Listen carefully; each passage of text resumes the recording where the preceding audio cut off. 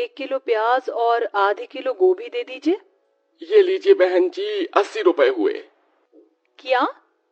80 रुपए? 2 सब्जियों के 80 रुपए भला कैसे हुए? अब सरकार ने 2 सब्जियों के दाम इतने बढ़ा दिए हैं तो हम बेचारे क्या करेंगे। पांचों बहुएं जिस भी ठेले वाले के पास जाती तो वहां उन्हें उतनी ही महंगी सब्जियां मिलती, जिसके चलते बिना सब्जी लिए ही वो सब घर लौट रही होती हैं।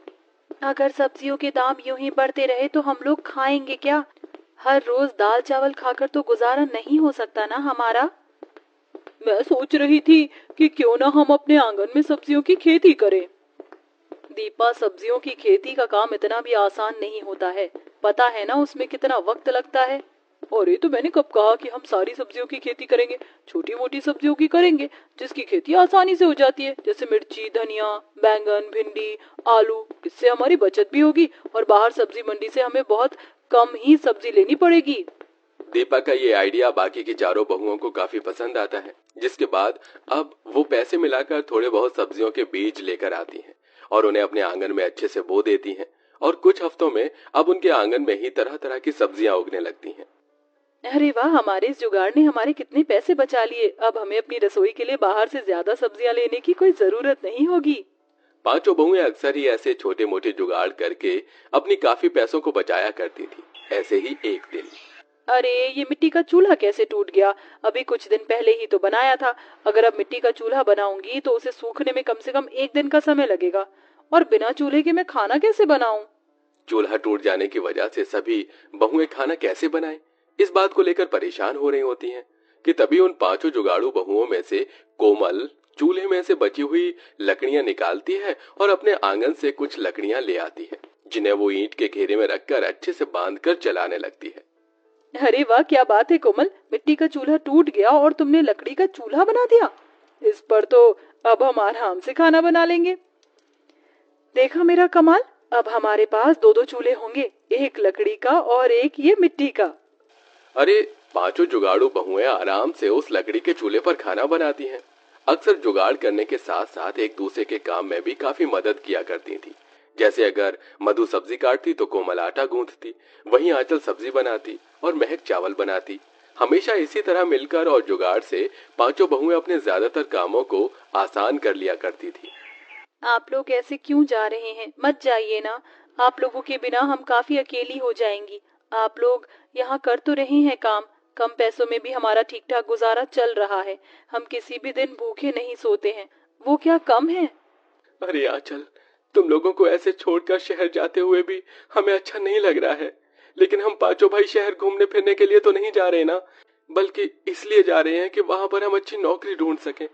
हम लोग तो कम पैसों में भी अपना गुजारा कर लेते हैं, लेकिन अगर कल को हमारे बच्चे होंगे तो उनके भविष्य के लिए तो हमें पैसों का इंतजाम करना ही पड़ेगा ना, ताकि उन्हें हम कभी किसी चीज की कमी महसूस न होने दें। पांचों भाई अपनी अपनी पत्नियों से गले मिलते हैं और नौकरी की तलाश में शहर चले जाते हैं। वहीं पांचों जुगाड़ू बहू पहले की तरह रहने लगती हैं। अरे ये क्या यार, ये वाला तवा भी टूट गया। अब हम रोटी कैसे बनाएंगे? चूल्हे पर तो हम कच्ची रोटी नहीं सेक सकते। और अगर तवा लेने के लिए गए तो 300 रुपए से कम का तवा नहीं आएगा। बिना तवे के हम लोग रोटी कैसे खाएंगे?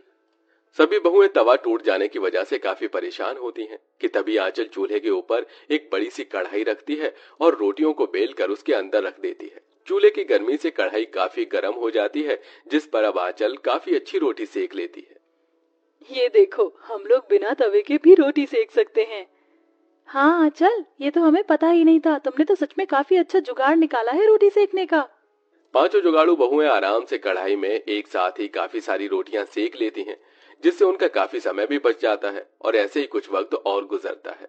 मधु हर रोज की तरह चूल्हे पर सब्जी बना रही होती है, लेकिन इस बार गलती से मधु से सब्जी में कुछ ज्यादा ही लाल मिर्च गिर जाती है और वो सब्जी काफी बन जाती है।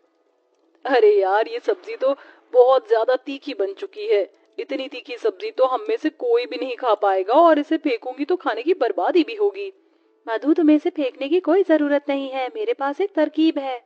महक पास वाले दुकान पर जाती है और 10 रुपए का दही खरीद कर ले आती है और सारे दही को मधु की बनाई हुई सब्जी में डाल देती है। अरे महक, ये क्या किया तुमने? दही सब्जी में क्यों डाल दी? इससे तो अब सब्जी खराब हो जाएगी। अरे पगली, इससे सब्जी खराब नहीं होगी, बल्कि सब्जी में जो भी एक्स्ट्रा तीखापन है वो पूरा का पूरा खत्म हो जाएगा। सब्जी में दही डालने के बाद महक थोड़ी देर सब्जी को चूल्हे पर पकाती है, जिसके बाद अब मधु जैसी उस सब्जी को चखती है तो उसमें बिल्कुल भी तीखापन नहीं होता। अरे वाह महक, मुझे तो लगा था कि आज तो मुझे सबसे डांट पड़ेगी काफी, लेकिन तुमने तो मुझे डांट से बचा लिया और सब्जी की बर्बादी भी नहीं होने दी। ऐसे ही समय गुजरता रहता है और पांचों बहुएं यूं ही छोटे मोटे रसोई के जुगाड़ करने लगती हैं। ऐसे ही एक दिन, अरे यार, इन 2 प्लेट में अब मुझसे नहीं होता कि मैं तुम चारों के साथ खाना खा सकूं। और नहीं तो क्या, मुझे भी अब एक छोटी सी प्लेट में तुम सबके साथ खाना खाने में काफी दिक्कत आती है। पैसों की कमी के चलते पांचों बहुएं खाना खाने के लिए बाहर से प्लेट भी नहीं ला पा रही थी। घर में रखी 2 छोटी छोटी प्लेटों में ही अक्सर उन पांचों को एक साथ खाना खाना पड़ता था, जिससे उन्हें खाना खाने में काफी दिक्कत होती थी। ऐसे ही एक दिन मधु छोटी प्लेट में एक साथ खाना खाने की वजह से परेशान हो जाती है और उठकर आंगन में आकर बैठ जाती है। तभी आंगन में लगे एक बड़े से केले के पेड़ पर मधु की नजर जाती है। उस केले के पेड़ पर लगे बड़े बड़े केले के पत्तों को देखकर मधु को काफी अच्छा आइडिया आता है। अरे वाह, ये चीज मैंने पहले क्यों नहीं सोची। मधु लकड़ी की सीढ़ी की मदद से केले के पेड़ पर चढ़ती है और वहां से कुछ केले के पत्ते तोड़ लेती है, जिन्हें वो लाकर अच्छे से पानी में धोती है। और अब पांचों बहुएं अलग अलग केले के पत्तों पर खाना खाती हैं। अरे वाह मधु, तुम्हारे इस जुगाड़ ने तो हमारे खाना खाने की सारी परेशानी को खत्म कर दिया। अब हम लोग आराम से खाना खा सकते हैं और बाद में इस केले के पत्ते को हम जमीन में गाड़ भी देंगे, जिससे ये केले के पत्ते हमारे खाद बनाने के काम आ सकते हैं। समय बीतने के साथ साथ अब पांचों बहुओं के जुगाड़ भी दिन पर दिन बढ़ने लगते हैं। इस बारिश को भी अभी होना था। 1 हफ्ते से कोशिश कर रहे हैं कि गेहूं को पिसवा लाएं, लेकिन जब भी बाहर जाओ तब ये बारिश शुरू हो जाती है। हमारे पास भी आटा पीसने की मशीन या चक्की होती तो हम लोग बिना किसी परेशानी के घर में ही आटा पीस लेते। अगर हम चाहें तो हम लोग हाथ वाली चक्की घर में बना सकते हैं। चक्की तो ज्यादातर सीमेंट या पत्थरों की होती है। हम लोग सीमेंट की मदद से आराम से चक्की को बना सकते हैं। जैसे ही हल्की सी बारिश कम होती है तो महक जाकर दुकान से थोड़ा सा सीमेंट खरीद लाती है और उसमें पानी डालकर उसका घोल बनाकर उसे सूखने देती है। ऐसे ही वो 2 बार करती है और अब एक मोटे लकड़ी की मदद से वो 2 सीमेंट को हिस्सों को जोड़कर उन लकड़ी उनके बीच में लगा देती है। अब उनके अच्छे से सूखने के बाद जैसे ही उसमें गेहूं डालकर उसे सीमेंट की चक्की को लकड़ी की मदद से घुमाने लगती है तो बिना किसी परेशानी किए आराम से आटा पिसने लगता है। एक बात तो कहनी पड़ेगी, आज तक हम लोगों ने जितने भी जुगाड़ किए हैं उन जुगाड़ में से ये सबसे बेस्ट जुगाड़ था। पांचों बहुएं अब बारी बारी कर उस जुगाड़ से बनाई हुई चक्की में आटा पीसने लगती हैं। वहीं ये बात अब वहां आसपास के पड़ोस में भी फैला देती हैं, जिसमें कई सारे लोग अब दुकान पर आटा पिसवाने के बजाय उनके पास आटा पिसवाने के लिए आते हैं। उन्होंने अपने आंगन में जो सब्जियां उगाई थी अब वो उन्हें भी बेचने लगती हैं और अब उनका ये जुगाड़ उनकी कमाई का जरिया भी बन जाता है। साथ ही मुझे लगा नहीं था कि हम हफ्ते भर में इन जुगाड़ों से इतनी अच्छी कमाई भी कर लेंगे। अब तो बस हमारे पति के आने का इंतजार है। ऐसे ही कुछ समय गुजर जाता है और पांचों बहुएं यूं ही कोई ना कोई अलग जुगाड़ करती रहती हैं और तकरीबन कुछ महीनों के बाद पांचों बहू के पति भी अब शहर से वापस आ जाते हैं और साथ में अच्छे खासे पैसे भी लाते हैं, जिनकी मदद से अब वो लोग अपने छोटे से गांव में ही अपने खुद का कारोबार शुरू करते हैं। वहीं अपने जुगाड़ से उनके कारोबार शुरू होने में मदद करती हैं और पूरा परिवार मेहनत और जुगाड़ से अपनी परेशानियों को हल करता है और अब साथ में हंसी खुशी रहते हैं। आपके घर में किस चीज पर खाना बनता है, गैस या चूल्हे पर? कमेंट करके जरूर बताइएगा।